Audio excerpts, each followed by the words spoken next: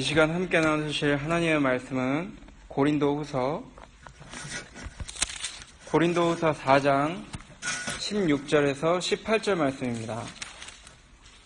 고린도후서 4장은 신약전서 289페이지에 있습니다.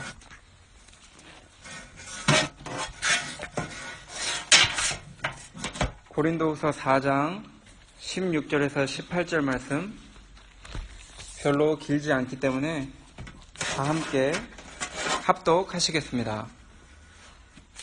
16절 시작.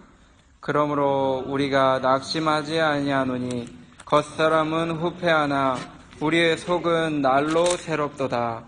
우리의 잠시 발른 환난에 경한 것이 지극히 크고 영원한 영광에 중한 것을 우리에게 이루게 함이니 우리의 돌아보는 것은 보이는 것이 아니요 보이지 않는 것이니 보이는 것은 잠깐이요 보이지 않는 것은 영원함이니라. 아멘. 오늘 이 말씀 보니까 겉사람과 이 속사람에 대해서 나오고 있습니다.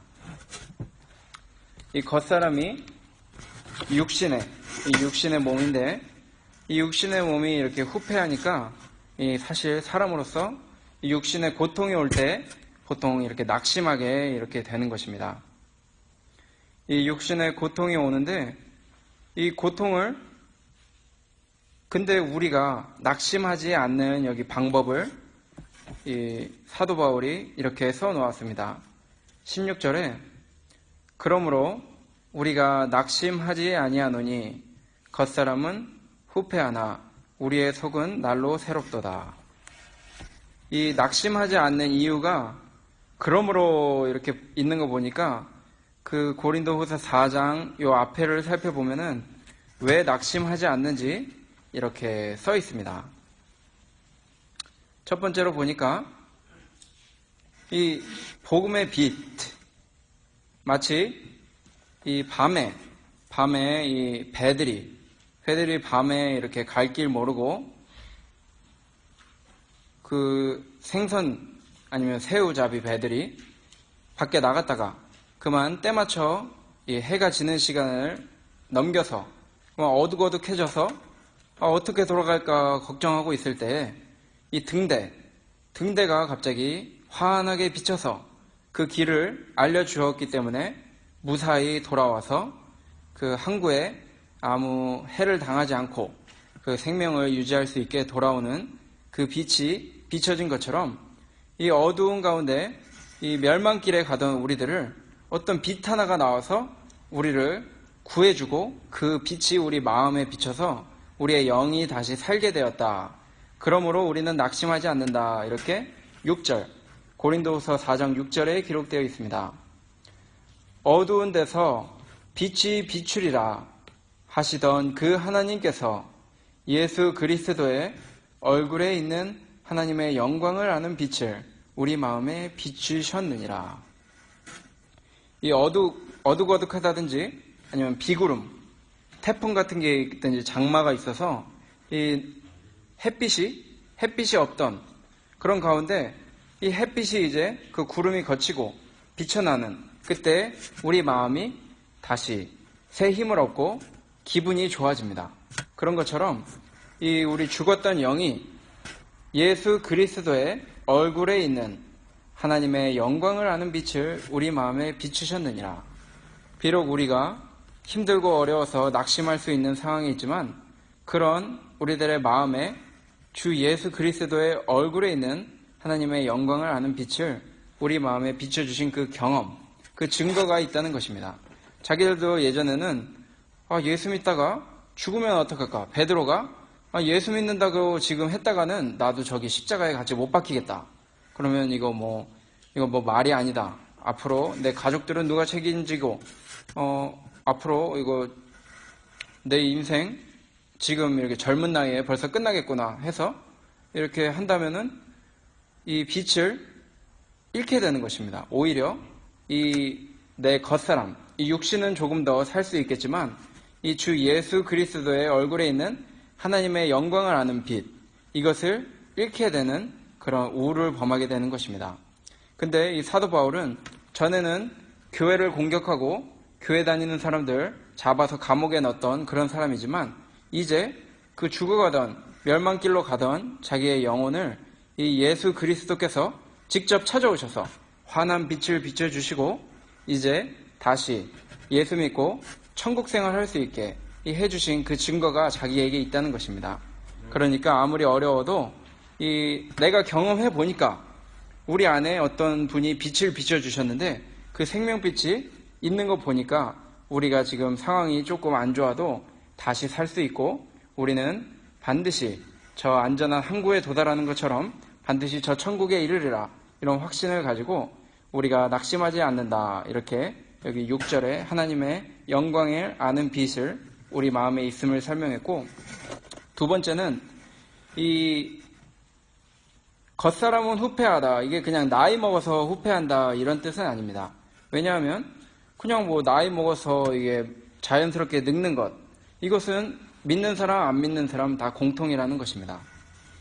또 사도 바울처럼 죽도록 충성한 그런 매도 많이 맞고 예수님 전하노라고 바구니 타고 성에서 뒤로도 도망가보고 뒷구멍으로 도망도 가보고 예수 믿느라고 또 마음에 안 들지만 대제사장이라 그러면 대제사장을 모를 땐 비난했다가도 내가 잘못했다.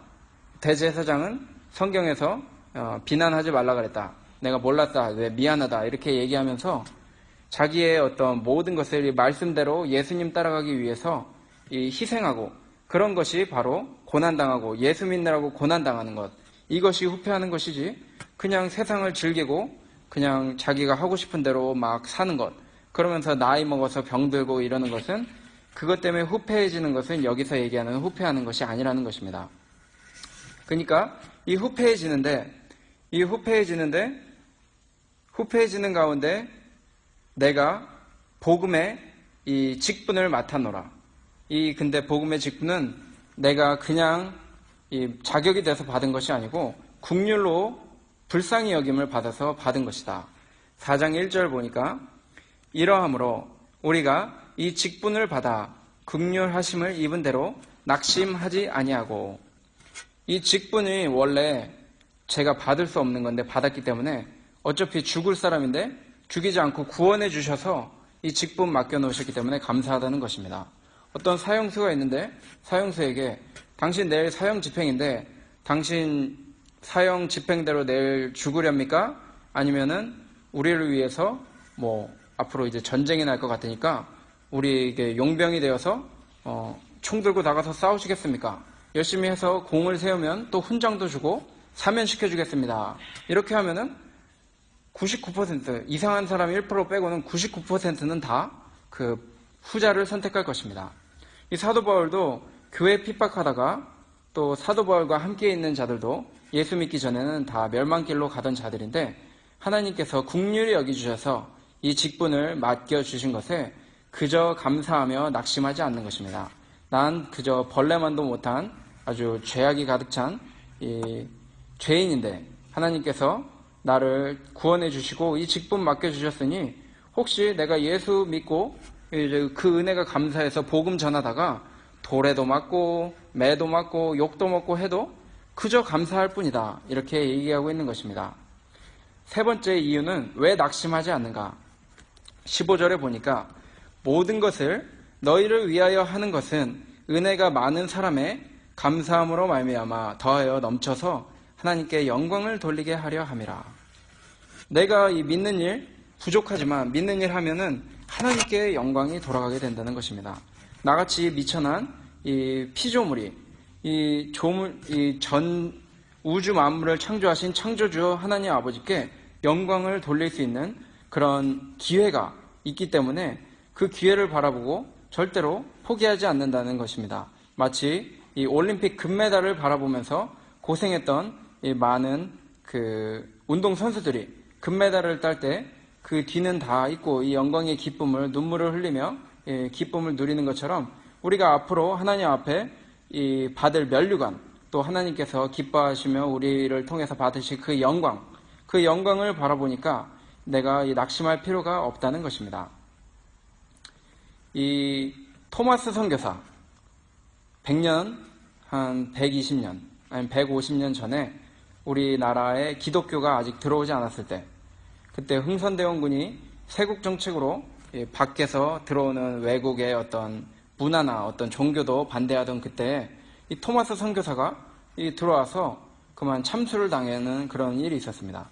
그때 성경책을 전해줬는데 자기를 칼로 치는 그 병사에게 성경책을 주면서 이제 죽게 되었는데, 그 성경책을 다름 아니고 그때 조선시대에 이 종이가 귀해서 그거를 이 도배지로 어느 집에 이렇게 막 발라놨었는데, 나중에 그걸 읽고 예수 믿는 사람들이 생기고 거기가 교회가 됐다는 것입니다. 이런 거 보니까 나 하나 죽었지만 그를 통해 이 많은 생명 이렇게 살릴 수 있다면 그 얼마나 큰 영광이고 하나님께 영광이 돌아가겠는가 하면서 우리는 낙심치 않노라 이렇게 얘기하고 있는 것입니다. 이렇게 복음 전하느라고 어렵고 힘들고, 여기 보니까 4장 8절에 우리가 사방으로 우겨쌈을 당하여도 쌓이지 아니하며 답답한 일을 당하여도 낙심하지 아니하며 핍박을 받아도 버림바 되지 아니하며 거꾸로 뜨림을 당하여도 망하지 아니하고, 이렇게 힘든 가운데서도 이 겉사람이 계속 후패해지는 것입니다. 그냥 가만히 있으면은 건강하게 그래도 좀 살 텐데 항상 어디 가서든지 사람들한테 저 사람 잡아라 이렇게 잡히는 신세가 되고, 또 예수 전하느라고 내가 하고 싶은 거, 내가 갖고 싶은 거 다 포기하고 오직 하나님의 영광을 위해서만 자꾸 바치고 봉사하고 시간을 쓰다 보면은 겉사람은 사람들 보기에 점점 후패해지는 것입니다. 저 사람 참 가난하다. 저 사람 참 다른 사람들 다 좋은 거, 좋은 집, 좋은 차 사고 이런 거, 결혼 생활 잘하고 가족들 아주 큰 가족들 앞으로 대대손손 돈을 많이 물려주고 이렇게 하려고 하는데, 저 사람은 예수 믿느라고 다 버리고 오직 다 교회에만 충성하고 모든 시간을 복음 전하는데 이런 데만 쓰니까 보잘것없는 것입니다. 그러니까 겉사람 이 육신의 어떤 조건이나 육신의 몸은 점점 후패하지만, 그렇지만 그 속 뭔가 새로워지고 뭔가 살아나는 게 있는데 우리의 속은 날로 새롭도다. 그 속 하나님의 이 나라와 의를 이루는 그 생활, 중생한 몸, 중생한 영은 그걸 통해서 계속해서 믿음이 자라나고 더욱더 하늘나라와 가까워지는 것입니다. 아니, 내가 예수 믿느라고 다른 사람이랑 싸울 거 한번 참고, 또 내가 이 지금 교회 봉사하는 중이니까 평소에는 조금 싸울 수도 있겠지만 교회 봉사하는 중에 뭐 교회 차 타고 가다가 이렇게 싸울 일이 났다든지 하면은 교회 이름 때문에, 예수님 이름 때문에 참는 것입니다.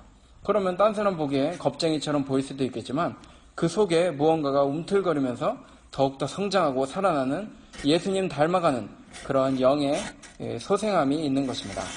17절 보니까 우리의 잠시 받는 환난에 경한 것이 지극히 크고 영원한 영광에 중한 것을 우리에게 이루게 함이니, 잠깐 그렇게 겉사람 후패하고 사람들한테 무시당하고 내 자존심 버리고 이렇게 양보한 것이, 예수님 믿는 사람은 이렇게 사랑이 많습니다 이런 거 보여주려고 하는 행동들이 비록 육신적으로는 부끄럽고 또 마음이 아프고 또 그 당시에는 힘들 수 있겠지만, 이 잠시 받는 환난에 경한 것이 지극히 크고 영원한 영광에 중한 것을 우리에게 이루게 함이니, 그 뒤에 영원한 면류관, 영원한 하나님께서 준비하신 달란트가 준비되어 있다는 것입니다. 로마서 8장 18절 보니까 로마서 8장 18절에 생각건대 현재의 고난은 장차 우리에게 나타날 영광과 좋게 비교할 수 없도다.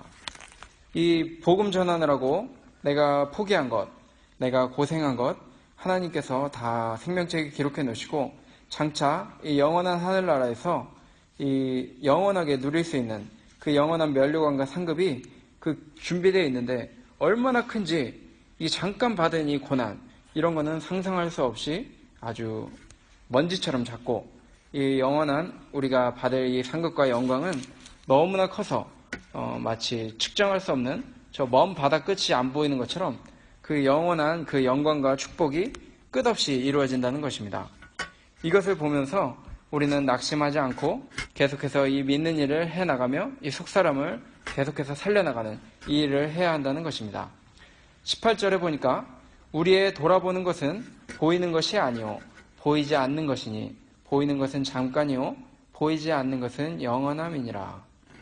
이 세상에 잘생기고 또 유명한 영화배우 같은 사람들, 얼마나 이 외모적으로 아주 키도 크고 또 운동도 열심히 해서 아주 건강해 보이고 이렇게 하지만 한 10년, 20년 지나면 이미 다 늙어가지고 또 새로운 또 잘생겼다고 또 외모가 보기 좋다고 하는 사람들이 새로운 사람들이 다시 인기를 얻고 나머지 분들은 또 이제 점점 주연이 아니고 조연으로 이렇게 밀려나면서 그렇게 사람들이 엄청나게 많은 사람들이 참 따라다니고 응원해줬던 그런 팬들이 많았던 사람이지만 이 보이는 육신의 어떤 멋있는 것이나 또 돈이 많다든지 하는 것은 한 세대가 이렇게 갈 때마다 시간이 흐를 때마다 잠깐 있다가 없어지는 것입니다. 마치 오늘 봤던 이 예쁜 꽃이 한 몇 주 뒤에 다시 갔더니 그거 없는 것입니다. 벌써 떨어지고 죽어서 없어진 것입니다. 그런 것처럼 이 세상에 보이는 것들, 우리가 나도 저런 집 한번 있으면 좋겠다. 저런 멋진 차 한번 타봤으면 좋겠다. 저런 멋진 사람이 내 배우자면 얼마나 좋을까. 이런 생각해보지만 이런 것, 영원한 것, 하나님의 나라와 이 의를 이렇게 비교해 볼 때 그 영원한 하늘나라의 영광과 그 하나님의 영원한 나라 그리고 그 권세, 이 모든 것을 비교해 보니까 정말로 참 비교 자체가 안 된다는 것입니다. 이 보이지 않는 것은 영원하기 때문에 우리의 이 속사람이 날로 새로워지며 이 하늘나라를 바라보는 생활, 이 예수 믿으니까 참으로 좋구나. 이것을 늘 느낄 수 있도록 세상 것을 내가 늘 점점 포기하는 생활, 이런 것을 연습해야 한다는 것입니다. 예수님 생명 속에서 이 살아 역사하는 그 생명 역사를 따르느라고 거친 이 겉사람은 고생하고 후패해지지만 그 좁은 길을 갔을 때 그 넓은 길을 간 사람들과 달리 그 끝은 더욱 큰 영광의 길이요 또 하나님의 이 면류관, 하늘나라 면류관이 준비된 그 아름다운 곳에 우리가 이루어지는 것입니다. 그곳에 이루는데 내가 혼자 할 수 있는 것이 아니고 이 직분을 하나님께서 이 은혜로 받은 것입니다. 은혜로 받았기 때문에 자칫하다 내가 자만하고 내가 교회 일 내가 한다, 교회 봉사 내가 하고 내 이름 좀 알려야겠다, 이런 식으로 하다가는 그 긍휼하심을 얻지 못하고 그만 하나님께 이 직분을 다시 취해 가시는 그런 것을 받을 수 있기 때문에 항상 겸손하게 이 속사람을 잘 살려가면서 이 직분은 내가 하나님 은혜로 받은 것이다, 이렇게 생각하며 모든 일을 하나님께서 원하시는 대로 끝까지 포기하지 말고 이 길을 가야 한다는 것입니다. 마지막으로 요한복음 12장 24절부터 26절까지 읽어보고 오늘 말씀을 마치도록 하겠습니다.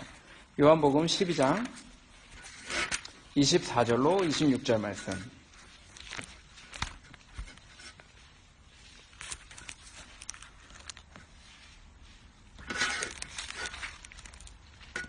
다 함께 읽어보시면 좋을 것 같습니다. 요한복음 12장 24절로 26절 시작.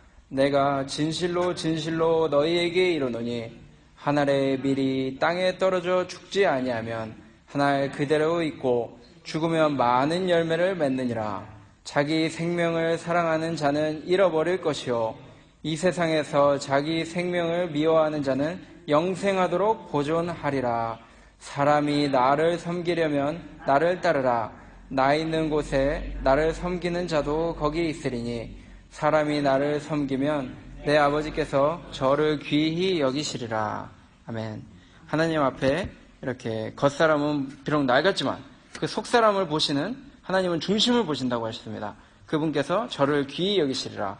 우리 사랑하는 고은 장로교회 성도님들이 다 이 속사람의 이 새 생명을 날로 자라나는 생활, 예수 그리스도의 이 죽은 것, 예수 그리스도의 고난과 환난을 내 몸에 짊어지고 이렇게 가는 가운데 비록 육신은 조금 후패해지더라도 이 낙심하지 아니하고 하나님께서 우리를 귀히 여기셔서 하늘나라의 생명의 면류관, 하나님의 나라와 그 의를 우리에게 허락해 주실 그날까지 이 다른 박질을 잘 해나가는 그런 은혜가 모두에게 있으시길 바랍니다.